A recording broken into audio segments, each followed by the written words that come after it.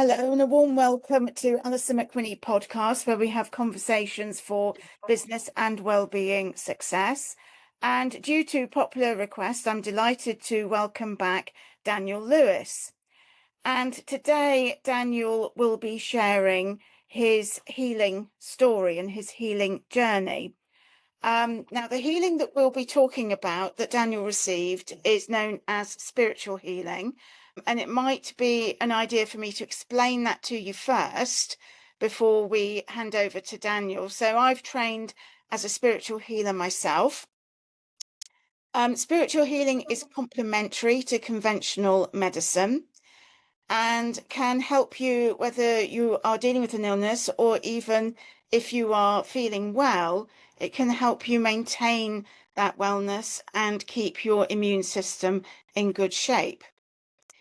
In a nutshell, spiritual healing is a calming treatment that works on all levels of your body, so physical, emotional, mental, and spiritual, according to your own individual needs, supporting your body's natural ability to heal itself.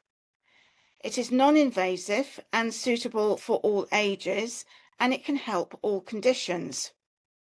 Spiritual originates from the Latin spiritus, meaning breath of life. In our practice, healing is understood as the directing of a universal energy to your body through the hands and mind of the healer, who will have specific thoughts for your own individual needs.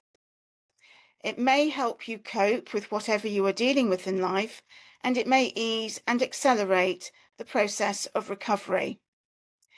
Spiritual healing does not involve massage, manipulation, or the use of drugs. Its goal is to achieve coherency and balance with the mind, body, and spirit.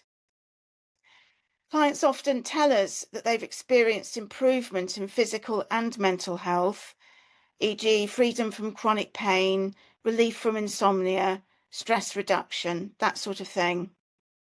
It's nourishing to the body and soul and is fundamental to living a healthy and balanced life.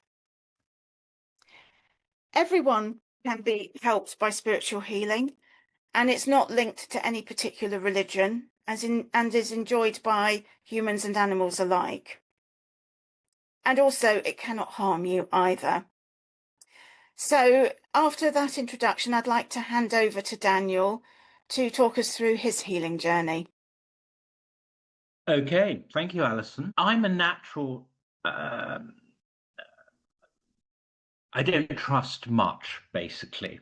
I'm a skeptic, I suppose it happens. So when a few years ago, somebody had mentioned healing, I would have poo-pooed it as just, strange stuff, basically. But my mother used to go and have healing, and it seemed to do her good. So it made me slightly curious, I suppose, as to what all this was about. But I didn't do anything about it until I had a dog, a Cavalier King Charles Spaniel, who basically stopped eating. And somebody said, well, look, why don't you take him up to this healing centre and see what they can do? So I took Woody up there, and the healer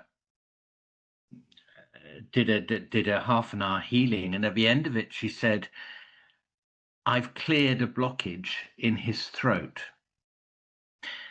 This dog had not eaten properly for a month and was on having to inject food, syringe food into him. Next day he started to whoop it down. Wonderful. And I thought, blimey, what's going on here? I thought. So then I went up again and took him, and he had another healing just to make sure that everything was still all right and the blockage had gone. At which point I thought, oh, maybe I would have some of this. So then for the next 10 years or so, every Sunday I'd go up and have healing from a wonderful man called Tony, who's sadly no longer with us. But for me, healing wasn't necessarily about feeling better. It was about feeling calmer, more relaxed. It was me time. It was we Tony and I always had a joke that he said to me one Sunday, "Are you having problem with your left knee?" And I said, "No, no, it's fine." Thereafter, of course, I had terrible problems with my left knee, and we always joked about this.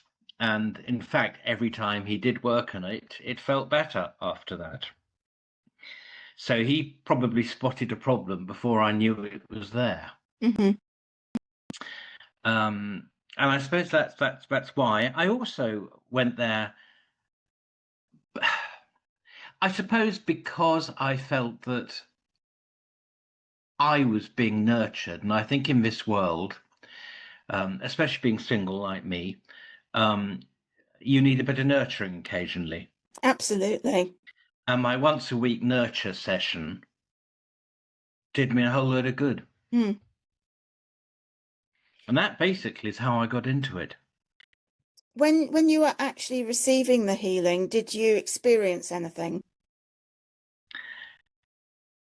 My healing was slightly unconventional in that I'm not very into what I called lift music, which I know is a very rude term, but dolphins wailing and thing, that actually doesn't do it to me. So I would have healing to Meatloaf or Billy Joel or something like that. And so I just drifted off. And I've completely forgotten what your question was, Alison. I am not giving any healing at the moment, I can assure you. I asked what you experienced during healing. Yes, so I experienced calm, I experienced relaxation.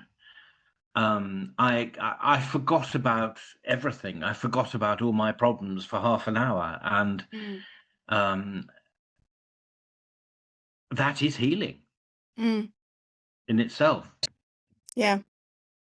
There was an occasion where there were two healers, the aforesaid Tony and another lady, and at the end of it, she looked really wide-eyed at me and said, "My God, I have just seen you in a white robe and gold sandals." Crikey. So that did my ego a huge amount of good, as you can imagine.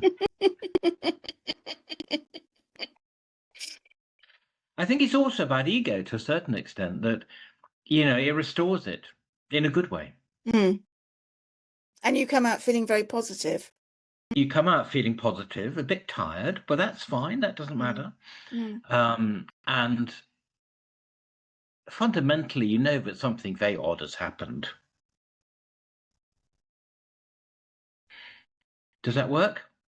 That does work. Quite often people do fall asleep during healing appointments, and that is not a problem at all. It just means the healing is really, really working, that somebody can feel so relaxed that they do nod off. In fact, it's extremely common. And it's never anything to feel embarrassed about, because healers see it all the time. Yep. Would you like to talk us through what happens when you go in for your healing appointment and the process before the healing actually starts? I mean, it's really very simple. You get taken into a healing room. If you want somebody else there as a chaperone, you can have it. I never did.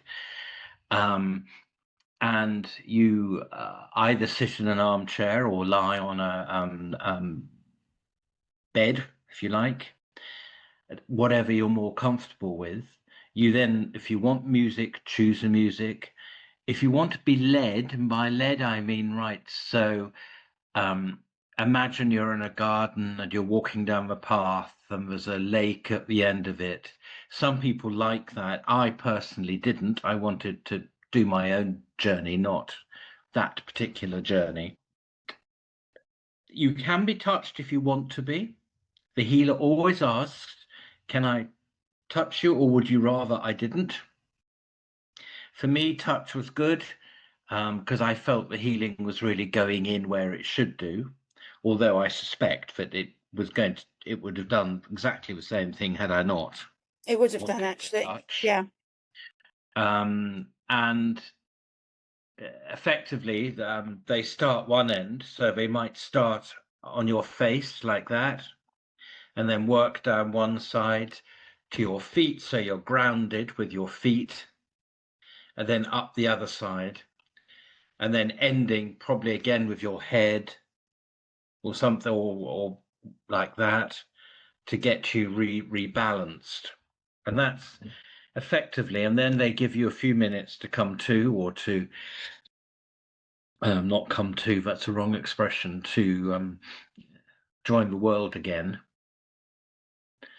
I used to have my dog sitting on me with its head between my legs, just getting it as well.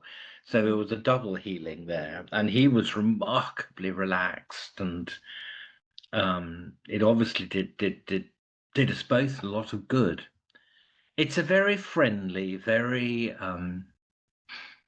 unintrusive half an hour. And very supportive as well.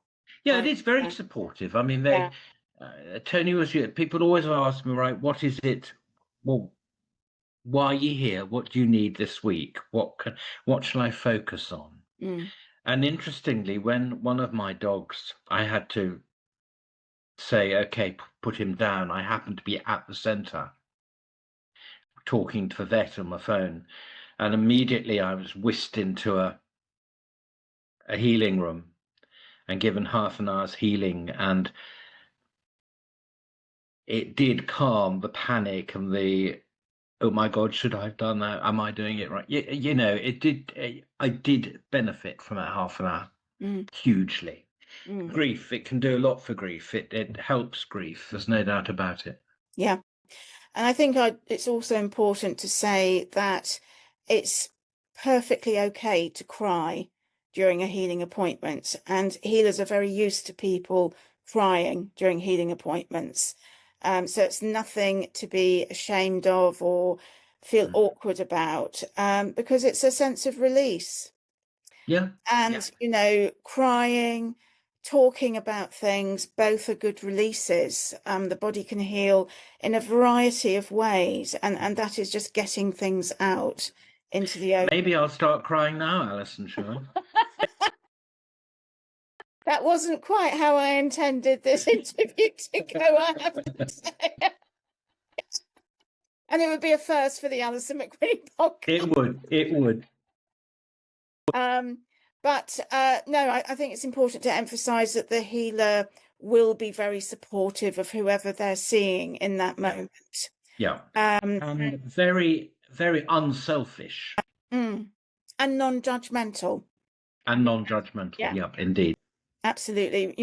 Healers will have seen an awful lot of things in their time, and it's never about judgment.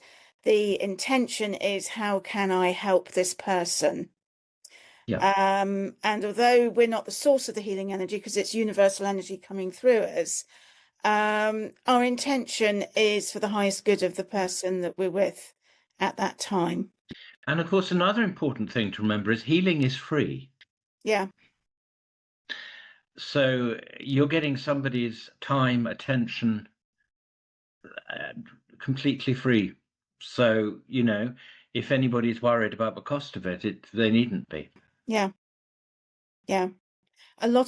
Some healers do charge, but a lot of healers do offer things for free, so that money is not a barrier to people coming and seeking that level of support. Right. Yeah. Sometimes when people are receiving healing, the feedback that I've heard is that some people can feel heat from the healer's hands. Some people can feel cold coming from the healer's hands. Some people see colours as well. It's a very individual response.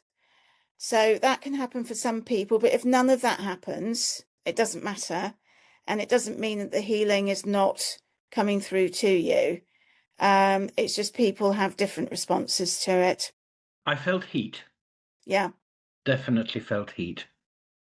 certainly when I'm giving healing, I can feel the heat coming out of my hands.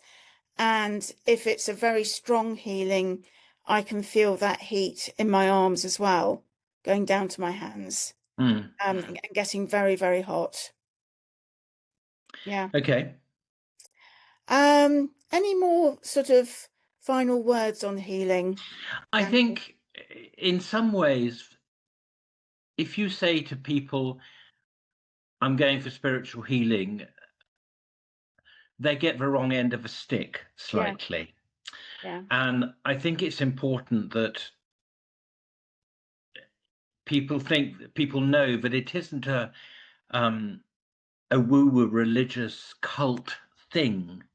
It isn't. It couldn't be less if it tried. mm, But I think there's a conception out there about healing sometimes that it's a little bit out there. yeah. I would And agree. it being someone like me who is in completely down to earth, 2 feet on the ground, to be talking about it at all is extraordinary. But I think that's important that people don't see it like that, because it Mm, isn't like that. It's exactly the same as going to the doctor but not being prescribed any drugs and not being told what's wrong with you, just non-judgmental. Let's see if we can just try and get you a bit better. yeah. What I would also add is that healing doesn't necessarily mean cure. No. So some people do get cured. Um, we would always recommend that they continue to see their GP or consultant, and don't stop seeing those people just because they've come for healing. It's always complementary. And in the case of animals, a vet.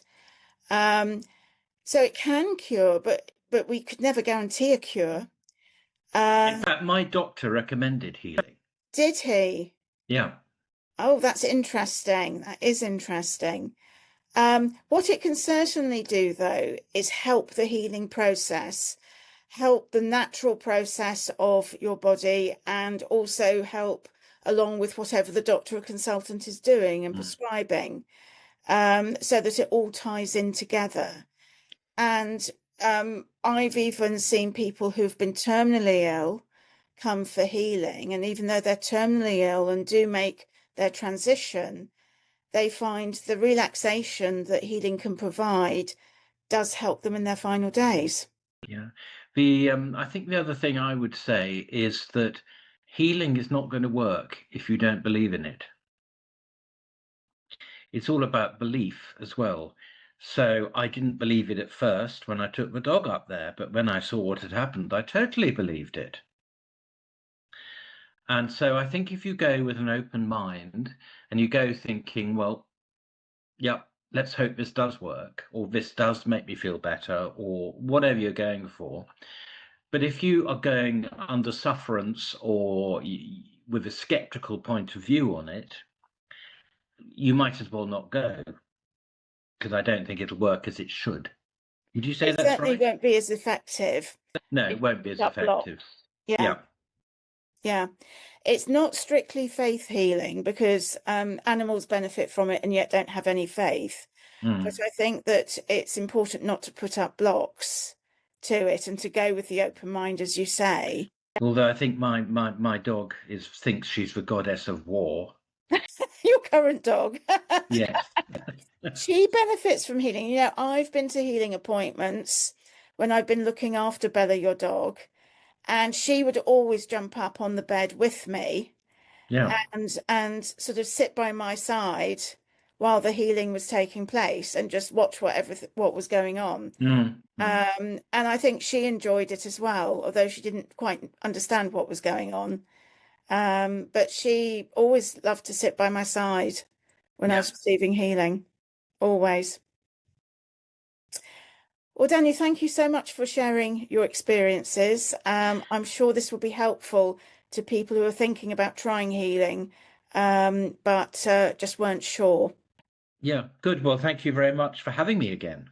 Oh, you're most welcome. Thank you so very much for coming along on the podcast again. Thank you, Alison. Bye bye.